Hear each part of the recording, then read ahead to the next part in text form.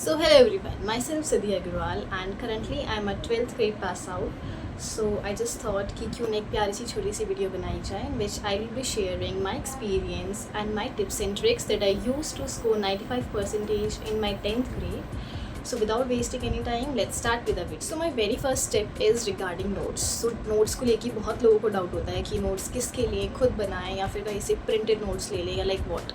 तो सबसे ज़्यादा better notes according to me जो आप खुद बनाओगे वो होंगे, because you know yourself कि आप किस तरीके से वो कॉन्सेप्ट समझ सकते हो. तो सबसे ज़्यादा बेटर यही होगा आप चैप्टर पढ़ो, खुद से लेके नोट्स बनाओ. एंड इवन उन नोट्स को आपको ज़्यादा याद करने की भी ज़रूरत नहीं पड़ेगी. आपको आधे से ज़्यादा तो वो लिखते टाइम ही याद हो जाएंगे, लाइक 40%. एंड देन उसके बाद सिर्फ 1 से 2 बार वो नोट्स को एक बार आप पढ़ लो, ठीक है, and you are done with the concept. इससे ज़्यादा अच्छा तो कुछ हो ही नहीं सकता है. लाइक बहुत बच्चे सोचते हैं कि टॉपर लोगों के नोट्स ले लेते हैं, सर के ले लेते हैं, मैम के ले लेते हैं. नो, ऐसा कुछ मत करो. अपने नोट्स खुद बनाओ, शॉर्ट बनाओ, टू द पॉइंट बनाओ. और ये नहीं कि 6 से 7 पेज के बनाने, नहीं, 3 पेज या 4 पेज के भी नोट्स होंगे और एकदम आपके बेस्ट क्वालिटी नोट्स होंगे, लाइक टू द पॉइंट, एकदम short and crisp. You are done with your notes. What else you need? So my next step is that to stick to NCERT.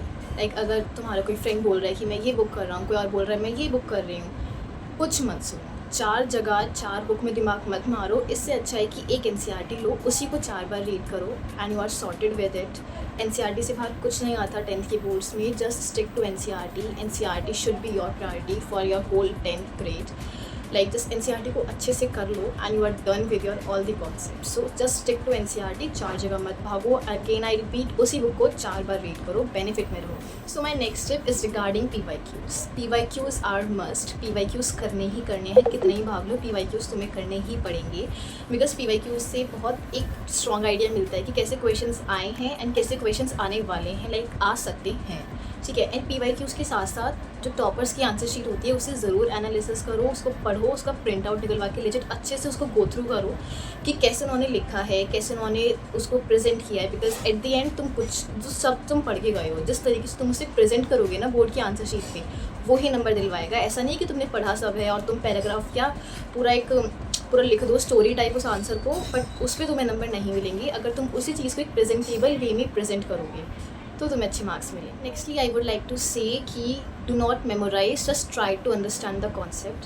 देखो सबसे main point है ये कि रट्टा नहीं मारना है, मेमोराइज़ नहीं करना है. Memorisation is a big no. Memorise मत करो. जो भी चीज़ है, कॉन्सेप्ट है, उसको समझो. जो टीचर बता रही है, जो एग्जाम्पल लेके समझा रही है, वो एग्जाम्पल को अपने दिमाग में बिठाओ, ठीक है. चीज़ों को समझो, क्योंकि मेमोराइजेशन से कुछ नहीं होने का है. ज़्यादा से ज़्यादा तुम्हें 2 से 3 दिन वो चीज़ें याद रहेंगी. और किसी की ज़्यादा अच्छी मेमोराइजेशन की पावर है तो max to max 6 to 7 days, उससे ज़्यादा नहीं याद रहेंगी. एंड तुम्हें बोर्ड का एग्ज़ाम जाके देना है मंथ्स के बाद काफ़ी.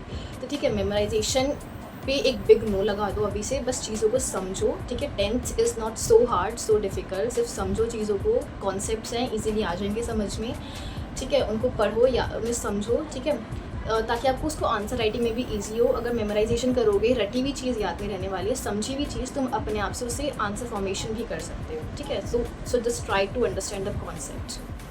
सो my next step is that कि कोई भी टेस्ट हो उसको कभी मिस आउट मत करना. चाहे तुम्हें उसकी प्रिपरेशन हो, आधी हो, पूरी हो, अटेंड ज़रूर करना. क्योंकि एटलीस्ट टेस्ट से पता चलता है कि आप कहाँ पे उस टाइम स्टैंड कर रहे हो.